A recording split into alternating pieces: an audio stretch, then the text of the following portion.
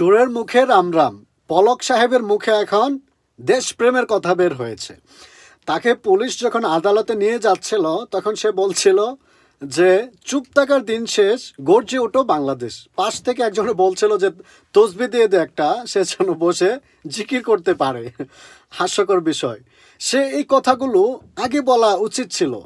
সরকারের পক্ষ নিয়ে যখন দেশের ইন্টারনেট বন্ধ করে দিয়েছে, সরকারকে জুলুম করার সুযোগ করে দিয়েছে, তখন তার মুখে দেশপ্রেমের কথা ছিল না। এখন তার মুখ থেকে সুন্দর কথা বের হচ্ছে যে চুপ থাকার দিন শেষ, গর্জে উঠো বাংলাদেশ। কিন্তু একটা মুসলমানের সবসময় এই কথাটা থাকা দরকার যে জালিমের বিপক্ষে, স্বৈরাচারের বিপক্ষে এবং জুলুমকারীর বিপক্ষে চুপ থাকার দিন শেষ, গর্জে উঠো বাংলাদেশ। এবং মুসলমানরা সবসময় এভাবে গর্জে উঠতে হবে এবং চুপ থাকা বন্ধ করতে হবে।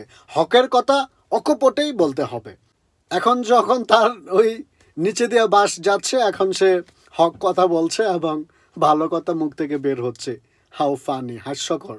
এটা মুসলমান হিসেবে সবসময় থাকা উচিত, হক কথা বলাটা।